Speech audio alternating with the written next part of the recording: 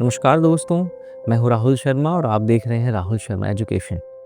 दोस्तों, आज मैं आप सबके लिए एक ऐसी कहानी लेकर आया हूँ जो सिर्फ कहानी नहीं है बल्कि ज़िंदगी का आईना है। एक ऐसी कहानी जिसमें सफ़र हैं, रिश्ते हैं, अधूरी बातें हैं और कुछ ऐसे एहसास हैं जो शायद हम सब ने कभी न कभी महसूस किए हैं। इस कहानी का नाम है मुसाफिर कैफ़े। दिव्य प्रकाश दुबे की ये कहानी है और जैसा कि नाम से ही जाहिर है, ये कहानी हमें उन मुसाफिरों से मिलवाती है जो ज़िंदगी के अलग अलग पड़ावों पर मिलते हैं, बिछड़ते हैं और पीछे छोड़ जाते हैं कुछ यादें, कुछ सवाल और कुछ सीख। तो चलिए बिना किसी देरी के हम इस खूबसूरत सफ़र की शुरुआत करते हैं और खो जाते हैं मुसाफिर कैफ़े की दुनिया में। मैं आपको बता दूं कि ये कहानी किसी शब्द से नहीं, किसी वाक्य से नहीं बल्कि अक्षर से शुरू होती है और हर एक अक्षर एक अलग कहानी, एक अलग जज्बात बयां करता है। ये इस पूरी कहानी का पहला पार्ट है और इसी छोटे-छोटे पार्ट्स के थ्रू मैं इस पूरी कहानी को कवर करूँगा। तो बिना ज़्यादा वक्त ज़ाया किए हुए चलिए कहानी को शुरू करते हैं। शुरुआत होती है क से कहानी से। हम पहले कभी मिले हैं? सुधा ने बच्चों जैसी शरारती मुस्कुराहट के साथ कहा। शायद। शायद? कहाँ? मैंने पूछा।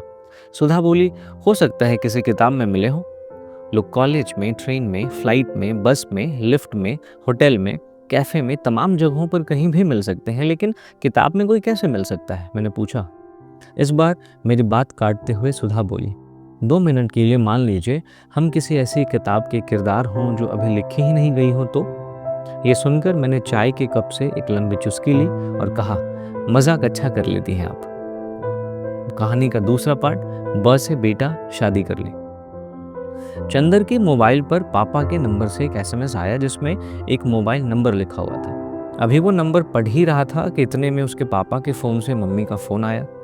कॉल में अपना और चंदर का हालचाल लेने और देने के अलावा बस इतना बताया गया कि संडे 12 बजे कॉफ़ी हाउस में एक लड़की से मिलने जाना है। ये भी बताया गया कि लड़की वहाँ अकेले आएगी। हालांकि लड़की के अकेले आने वाली बात इतनी बार झूठ निकल चुकी है कि चंदर ने ये मानना ही छोड़ दिया है कि कोई लड़की शादी के लिए मिलने अकेले आ सकती है। लड़की के साथ उसकी कोई ऐसी क्लोज फ्रेंड आई हुई होती है जिसका जन्म केवल और केवल आपके शादी के लिए, आपका वाइवा लेने के लिए होता है। खैर, चंदर मन मारकर कॉफ़ी हाउस टाइम से 15 मिनट पहले ही पहुंच गया। वहां देखा तो एक टेबल पर एक लड़का और लड़की साथ बैठे हुए थे। उसने घड़ी देखा और सोचा कि 15 मिनट देख ले, फिर 12 बजे फ़ोन कर लेगा। जब चंदर अपना मोबाइल बाहर निकालकर बार बार उसको अनलॉक और लॉक कर रहा था, उसी दौरान उस कैफ़े में बैठी लड़की की आवाज़ तेज़ होने लगी। चंदर को जो कुछ सुनाई पड़ा वो कुछ ऐसा था, अच्छा, तो शादी के बाद अगर तुम्हें 2 साल के लिए अमेरिका जाना पड़ा तो मैं यहाँ अपना कैरियर छोड़ के तुम्हारे साथ चलूँ। तुम सॉफ्टवेयर इंजीनियर्स को क्या लगता है कि अमेरिका जाना कैरियर है? नहीं नहीं, तुम लोग समझते क्या हो? तुम लोगों को शादी के बाद जब लड़की से बच्चे ही पलवाने हैं तो वर्किंग वूमेन चाहिए ही क्यों? नहीं नहीं, बताओ। ब्ला ब्ला ब्ला।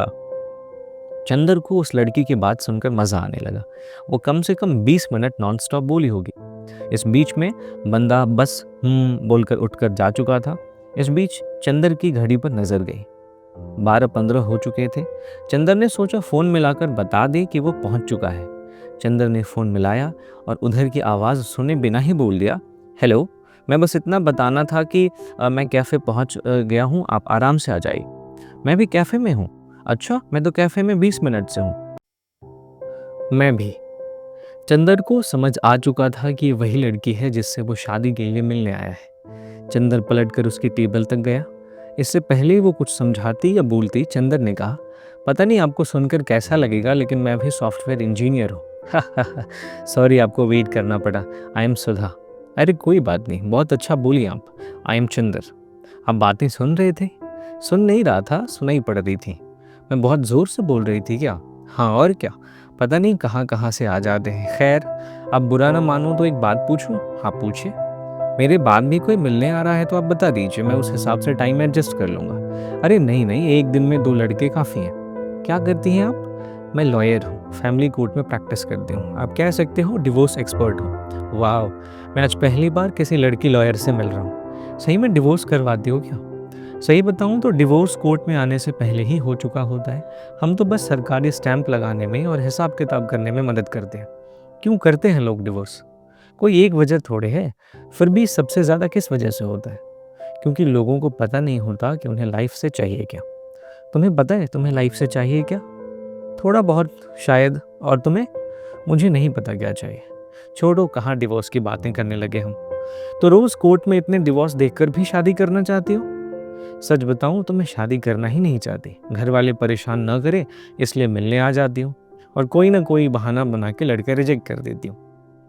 सॉफ्टवेयर इंजीनियर को तो बिना मिले ही रिजेक्ट कर दिया करो, मिलने का कोई टंटा ही नहीं। हाँ, अगली बार से यही करूँगी।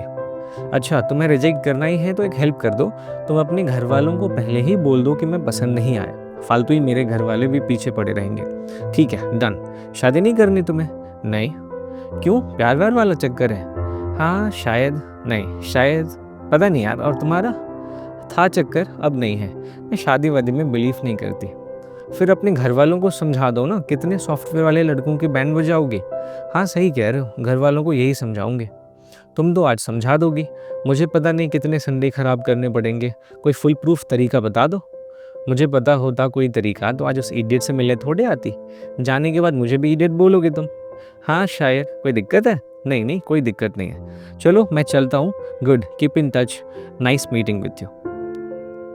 No point saying keep in touch, we hardly know each other. मेरे बारे में जानने लायक बस इतना है कि मुझे अपना काम बिल्कुल भी पसंद नहीं है। 2-3 साल अमेरिका में रहकर नौकरी कर चुका, लेकिन वहाँ कभी मन नहीं लगा। अब अक्सर 2-3 साल के लिए अमेरिका जाने के मौके आते हैं तो हर बार मना कर देता हूँ, पता नहीं क्यों। क्रिकेट मैच के अलावा टीवी बिल्कुल भी नहीं देखता। हर वीकेंड अकेले मूवी देखता हूँ, थिएटर देखना पसंद है। किताबें खरीदता ज़्यादा हूँ, पढ़ता कम। सुबह का अखबार बिना चाय के नहीं पढ़ पाता। आगे लाइफ में क्या करना है ज़्यादा आइडिया नहीं है। अब मैंने इतना मुंह खोल ही दिया है तो तुम भी अपने बारे में कुछ बता ही दो। पीजी में रहती हूँ, वहाँ रहने वाली मोस्टली लड़कियों से मेरी नहीं बढ़ती। अपना काम बहुत पसंद है मुझे, इंडिया के टॉप लॉयर बनना चाहती हूँ। मूवी केवल हॉल में देखना पसंद है, टीवी पे नहीं। वीकेंड पे शौकिया थिएटर करती हूँ। बचपन से ही थोड़ा सा एक्टिंग वैक्टिंग का कीड़ा है। और हाँ, सबसे इम्पॉर्टेंट, वर्जिन नहीं हूँ मैं। और तुम? मैं क्या, वर्जिन हो तुम? अरे छोड़ो, ये बताओ 1 बज गई, कहीं लंच वंच कर ले या तुम्हें कहीं निकलना है? मुझे साउथ इंडियन पसंद है, वो खाएं? मुझे साउथ इंडियन उतना पसंद नहीं है, लेकिन चलो, कौन सा तुम्हारे साथ उम्र भर खाना है? अरे नहीं पसंद तो कुछ और खा लेते हैं। अरे नहीं चलेगा यार, एक दिन की ही तो बात है। ये चंदर और सुधा की पहली मुलाकात थी। पहली हर चीज़ की बात हमेशा कुछ अलग होती है, क्योंकि पहला न तो वो दूसरा नहीं होता, दूसरा न तो तीसरा। इसलिए पहला कदम ही जिंदगी भर रास्ते में मिलने वाली मंजिलें तय कर दिया करता है। पहली बार के बाद हम बस अपने आप को दोहराते हैं और हर बार दोहराने में बस वो पहली बार ढूंढते हैं। टा से टाटा बाय बाय। उस दिन लंच में केवल 2 ही चीज़ें अच्छी थी, एक खाने के बाद की फिल्टर कॉफ़ी और दूसरी सुधा की कंपनी। खाना खत्म होने तक करीब 2 बज चुके थे। चंदर ने चलने से पहले कहा, फिर अब क्या प्लान है? कुछ नहीं, घर जाऊंगी, आराम करूंगी। मूवी देखनी थी लेकिन देखूंगी, कोई फ्रेंड साथ चले तो जाऊंगी, नहीं तो क्या? नहीं तो मूवी रहेगी नहीं, अगले हफ्ते तक मिस हो जाएगी। मूवी मुझे भी देखनी थी, कोई ना मिले तो बता देना, मैं साथ चल लूँगा। मुझे वैसे भी देखनी ही होती है मूवी। इनफैक्ट तुमसे मिलने नहीं आया होता तो मूवी देखने ही गया होता। अरे मिल जाएगा कोई ना कोई, वरना फ़ोन कर दूंगी। पक्का? हाँ पक्का। चलो फिर चलता हूँ, अपनी शादी में बुलाना। मैं तो करूँगी नहीं शादी, लेकिन तुम अपनी शादी में ज़रूर बुलाना। डन। और हाँ, keep in touch. Sure, it was Indeed nice meeting you. वरना उस इडियट ने मूड खराब कर दिया था। किसी से मिलकर नाइस मीटिंग यू अगर कभी लगा भी तो बोला मत करो, कुछ चीज़ें बोलते ही कचरा हो जाती है। ठीक है, ध्यान रखूंगी। चलो बाय बाय, बाय बाय, टाटा। संडे रिचुअल से अगले संडे तक। सुधा के पास उसके घर वाले एक नए लड़के का नंबर भेज चुके थे और चंदर के पास एक लड़की का नंबर आ चुका था। दोनों अलग अलग लड़के और लड़की से मिलने के लिए उसी कैफ़े में पहुंचे। सुधा वहां पहले से थी। चंदर को जिस लड़की से मिलना था वो भी वहां पहुंच चुकी थी। दोनों ने एक दूसरे को देखा, हाथ मिलाया और व्हाट द फक लुक दिया। सुधा जिस लड़की से मिलने आई थी उससे 10 मिनट में इरिटेट हो गई। इधर चंदर भी जिस लड़की से मिलने आया था उस पर ध्यान न देकर सुधा की तरफ देख रहा था, लेकिन चंदर सुधा के जैसे स्ट्रेट फॉरवर्ड नहीं था कि इस लड़की को बोल पाता कि उसे नहीं करनी शादी। इतने में सुधा वहाँ चंदर के टेबल पर आ गई और लड़की की ओर देखकर एकदम सीरियस होकर बोली, बहन ये आदमी जो तुम्हारे साथ बैठा है ना, ये बहुत ही कमीना इंसान है। मैं 2 बार इसके बच्चे की माँ बन चुकी हूँ, लेकिन देखो फिर भी तुमसे मिलने आ गया। इस आदमी को लड़की से बस 3 चीज़ें चाहिए, हवस हवस हवस। बहन मैं तो इंसानियत के नाते बस तुम्हें बता ही सकती हूँ, बाकी तुम्हारी लाइफ है और हवस भी तुम्हारी, लाइफ तुम्हारी है। ये सुनने के बाद वो लड़की उठ के वहाँ से चली गई और उसने जाने से पहले चंदन को व्हाट द हवस का लुक दिया। लड़की के जाते ही सुधा बोली, कैसी लगी मेरी एक्टिंग? बहुत ही बेकार। क्यों? तुम्हारी लाइफ को बर्बाद होने से बचा लिया। तुम्हें कैसे पता मेरी बर्बाद होती मेरी लाइफ? तुमने तो कहा था शादी नहीं करनी तुम्हें। हाँ बोला तो था, लेकिन ऐसा थोड़े है कभी नहीं करनी शादी। तुम्हारे आने से पहले ये बंदी अपने बॉयफ्रेंड से बात कर रही थी, उसको फ़ोन पे बोला था कि उसने कि इस इडियट को आधे घंटे में निपटा कर आते हो। मुझे इडियट बोल रही थी वो साली। हाँ और क्या, तुम्हें इडियट बोला? मैं सब कुछ बर्दाश्त कर सकती हूँ, बस ये नहीं सुन सकती कि कोई तुम्हें मेरे अलावा इडियट बोले। ये एक्टिंग है ना? और क्या, तुम्हें क्या लगा? एक्टिंग अच्छी कर लेती हो तुम, फिल्मों में ट्राई क्यों नहीं करती? जहाँ पनाह अनारकली बर्फ के पहाड़ पर साड़ी पहन के स्लो मोशन में डांस नहीं कर सकती ना, इसलिए थिएटर करती हूँ। कॉलेज में थी तो लाइव थिएटर करती थी। थिएटर तो सुना है, ये लाइव थिएटर क्या भला है? दिल्ली में जब हम लोग कॉलेज से लौटने के लिए बस लेते थे और देखते थे कि कोई बंदा किसी लड़की को परेशान कर रहा है, तो मैं अपने फ्रेंड को एक झापड़ मारकर शोर मचाने लगती थी। इससे क्या होता था कि जो बंदा सही में छेड़ रहा होता था उसकी फट लेती थी। हम अगले स्टॉप उतर जाते थे, चल पुलिस स्टेशन लेकर चलती हूँ, और अगले स्टॉप से हम दूसरी बस ले लेते। मेरे सब फ्रेंड्स ने बहुत थप्पड़ खाए हैं मुझसे। तो अब नहीं करती थप्पड़ मारने वाला लाइव थिएटर, कभी कभार, जैसे अभी एक्टिंग की ना उस बंदी के सामने, बट अब थिएटर करती हूँ। वैसे लाइफ भी एक्टिंग की तरह ही तो है, कुछ लोग अच्छी कर लेते हैं, कुछ बहुत खराब। एनीवे, जब मेरा प्ले होगा तो मैं बुलाऊंगी, आओगे? हाँ और क्या, पक्का आऊँगा। तो क्या प्रोग्राम है आज का? किसी और से भी मिलना है? नहीं, कोई प्रोग्राम नहीं है। प्ले देखने चलोगे? कौन सा? कोई सा भी जो चल रहा होगा। थिएटर की बात हुई तो प्ले देखने का मन कर गया। चलो, प्ले के बीच में तुम मुझे थप्पड़ लगाकर अपना लाइव थिएटर मत शुरू कर देना बस। प से प्ले। मुंबई में ऐसे तो प्ले के कई अड्डे हैं, उनमें से एक बड़ा अड्डा पृथ्वी थिएटर है और दूसरा NCPA थिएटर। इन दोनों में से एक में अगर प्ले नहीं देखा तो समझिए मुंबई दर्शन अधूरा रह गया। सुधा और चंदर पृथ्वी थिएटर जुहू गए। पृथ्वी थिएटर पृथ्वीराज कपूर के नाम पर है, जहां अक्सर शशि कपूर साहब अपनी व्हील चेयर पर बैठे दिख जाते हैं। वो कुछ बोलते नहीं, बस देखते रहते हैं, और उनको ध्यान से देखने पर उनकी आंखों में पानी थोड़ा गाढ़ा दिखता है। रोज मुंबई स्टेशन पर कुछ लोग नहीं, सैकड़ों शहर, हजारों लोग और लाखों सपने उतरते हैं। हर एक सपना जो उतरता है ना, उसकी एक कहानी होती है। कोई घर छोड़ के आया होता है, तो कोई सब कुछ बेचकर, तो कोई खाली हाथ। ये सारी कहानियाँ कोई सुनना चाहता, और ये हर एक कहानी अपने आप में एक फिल्म होती। मुंबई में एक कहानी से फिल्म बनने की दूरी इतनी ज़्यादा है कि कई सपने चलते चलते, भटकते भटकते, ठोकरें खाते खाते पहले ही दम तोड़ देते हैं। रोज़ लाखों सपने मुंबई में दम तोड़ देते हैं, फिर भी यहाँ अगले दिन स्टेशन पर उतरने वाले सपनों की भीड़ में कोई कमी नहीं होती। थोड़ा अजीब शहर है ना। उन सारे सपनों में से कुछ सपने रोज़ शाम को पृथ्वी थिएटर पर आते हैं, इसलिए पृथ्वी का बड़ा माहौल ज़बरदस्त रहता है। हर टेबल पर एक फिल्म बन रही होती है। कुछ लेखक टाइप के लोग नोट पैड लेकर बैठे होते हैं। टीवी और फिल्मों में काम करने वाले चेहरे यहाँ अक्सर दिख जाते हैं। हर किसी को किसी बड़े आदमी ने काम देने का वादा किया होता है। मुंबई में लोग एक मीटिंग के भरोसे ज़िंदगी गुजार देते हैं। यहाँ एक किताबों की दुकान है, जहाँ हिंदी किताबें कम होती हैं लेकिन मिल जाती है। जब सुधा और चंदर पृथ्वी थिएटर पहुंचे तब तक सारे टिकट बिक चुके थे, लेकिन सुधा ने किसी तरह टिकट का जुगाड़ कर लिया। सुधा प्ले इतने ध्यान से देखती थी कि उसकी पलकें झपकना भूल जाती थी। सुधा के साथ एक आध बार ऐसा भी हुआ कि उसकी पलकों से बिना बताए पानी की 2-4 बूंदें बाहर आ गई। चंदर का ध्यान प्ले पर कम, सुधा पर ज्यादा था। जैसे जैसे थिएटर की लाइटिंग बदल रही थी, ठीक उतनी ही तेजी के से सामने एक्टर्स के जो चेहरे के भाव थे वो बदल रहे थे, और उतनी ही तेजी से सुधा के चेहरे के रंग भी बदल रहे थे। प्ले खत्म होते होते सुधा, थिएटर की लाइट और स्टेज के एक्टर तीनों मिलकर एक हो गए। प्ले खत्म होने के बाद सुधा बहुत देर तक कुछ नहीं बोली। चंदर ने डिनर के लिए पूछा तो बोली, प्ले कैसा लगा तुम्हें? अच्छा लगा, बस अच्छा, बहुत अच्छा नहीं लगा? ठीक है, बहुत अच्छा लगा। रोती भी हो तुम बस प्ले में? सही में रो रही थी या एक्टिंग कर रही थी? तुम्हें क्या लगता है? मुझे लगता है बस रोते हुए ही हम एक्टिंग नहीं करते। I am impressed. डिनर करें?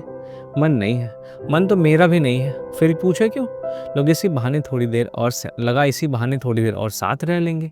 चालू हो गया ना फ्लर्ट तुम्हारा? फ्लर्ट का भी एक रूल होता है, जो भी बोलना है उसको किसी बहाने से नहीं, डायरेक्ट बोल दिया करो, बेटर रहता है। सुधा, क्या? कुछ नहीं। बोलो भी, अब बातें बीच में मत छोड़ा करो। थोड़ी देर और साथ टाइम स्पेंड करें। चलो, पास में ही समंदर है, वहाँ चलते हैं। समंदर अच्छा लगता है तुम्हें? बहुत। और तुम्हें? मुझे पहाड़ ज़्यादा पसंद है। तो अपने हनीमून पे ऊटी वूटी जाओगे? नहीं। हनीमून पर मसूरी जाऊंगा। कोई खास जगह, कोई खास वजह? मसूरी में घुसते ही एक होटल है हनीमून इन नाम का।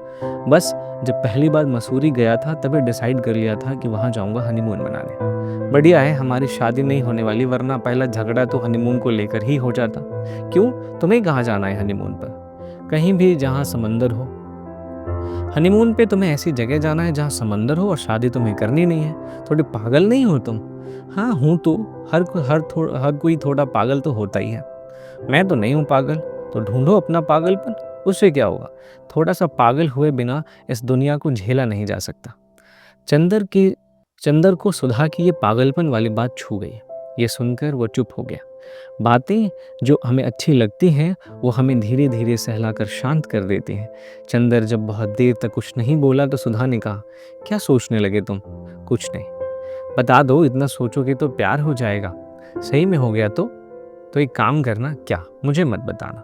अरे तुम्ही तो कहा था अभी कि सब कुछ बता देना चाहिए। वो फ्लर्ट के लिए कहा था, प्यार के लिए थोड़े। चलो अब चलते हैं। चलो मैं तुम्हें छोड़ देता हूँ। ओ प्लीज़, मैं चली जाऊँगी। लड़के इतना केयरिंग नहीं होते ना, दुनिया थोड़ी और अच्छी होती। चलो फिर, अब कब मिलना होगा? कब तो नहीं पता, कहाँ होगा ये बता सकते हो। कहाँ? वही कैफ़े में। तुम्हारा प्ले होगा तो बुलाना। पक्का। चलो बाय बाय, टाटा। घर पहुँचकर एसएमएस कर देना। वाह, सो केयरिंग। नहीं करूँगी एसएमएस और कुछ नहीं होगा मुझे, don't worry. It was a day will spend. सब बोलकर चीप होने वाली बातें मत करो। इस मुलाकात के बाद दोनों अपने अपने घर चले गए। चंदर जब कपड़े चेंज करके सोने जा रहा था तब सुधा का एसएमएस आया। Reached safely, nice meeting. इस एसएमएस के कई जवाब चंदर ने अपने मोबाइल पर टाइप किए, लेकिन कोई भी जवाब भेजा नहीं। जिंदगी की कोई भी शुरुआत हिचकिचाहट से ही होती है। बहुत थोड़ा सा घबराना इसलिए ज़रूरी होता है क्योंकि अगर थोड़ी भी घबराहट नहीं है तो या तो वो काम ज़रूरी नहीं है या फिर वो काम करने लायक ही नहीं है। चंदर से सुधा को मिले हुए करीब 1 महीने होने जा रहा था। इस बीच सुधा ने चंदर का कोई एसएमएस नहीं आया तो चंदर ने चीप होने के डर से कोई एसएमएस या कॉल किया। चंदर उस दिन का करीब करीब सब कुछ भूल चुका था, सिवाय पागलपन वाली बात के। सुधा ने शायद अपनी साइड से मना कर दिया था, इसलिए मम्मी का भी उस लड़की को लेकर कोई फ़ोन नहीं आया।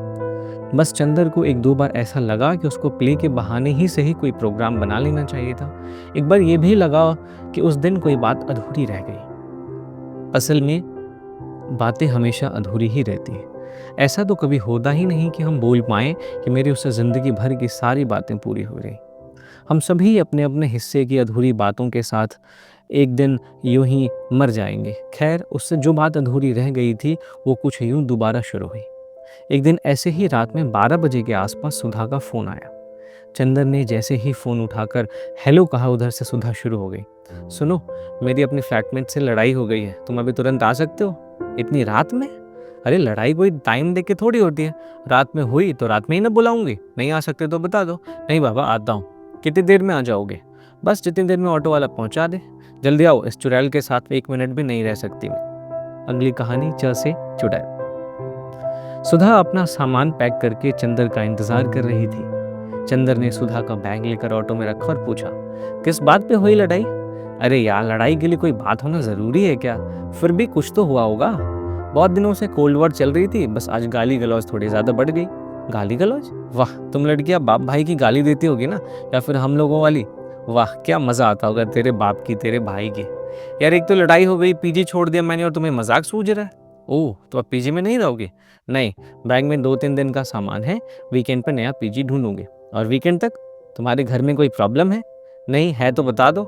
नहीं, प्रॉब्लम तो कुछ नहीं है, थोड़ा ऑकवर्ड नहीं हो जाएगा? किसे हो जाएगा ऑकवर्ड, तुम्हें? नहीं, मुझे नहीं, तुम्हें। मुझे कोई प्रॉब्लम नहीं है, उस चुड़ैल से तो अच्छे ही हो तुम। चंदर को उस चुड़ैल से तो अच्छे ही हो तुम वाली लाइन में से केवल अच्छे ही हो तुम बार बार सुनाई पड़ रहा था। ऑटो में बाहर से हवा आकर धीरे धीरे चंदर के चेहरे से होते हुए सुधा के चेहरे को टटोल कर देख रही थी। हवा खुश थी, ऑटो खुश था, सड़क खुश थी, शहर खुश था, चंदर थोड़ा सा खुश था। चंदर की खुशी में थोड़ी सी हिचकिचाहट भरी हुई थी, बिखरी हुई थी। तो दोस्तों, ये हमारी कहानी का पहला पार्ट था। यहाँ से आगे द से दिमाग का दही, इसे हम अगले पार्ट में कवर करेंगे। मैं उम्मीद करता हूँ कि इस कहानी को सुन के आपको भी थोड़ा सुकून मिला होगा, आपको भी वो नॉस्टैल्जिया फील हुआ होगा जिस नॉस्टैल्जिया की चर्चा इस किताब में है। तो दोस्तों बहुत ही जल्दी आपको इसका दूसरा पार्ट भी मिलेगा। तब तक के लिए आप मेरे से जुड़े रह सकते हैं और अपने होस्ट को, अपने इस मेहनत को आप बस एक लाइक से और एक सब्सक्राइब के बटन से आप मुझे खुश कर सकते हैं।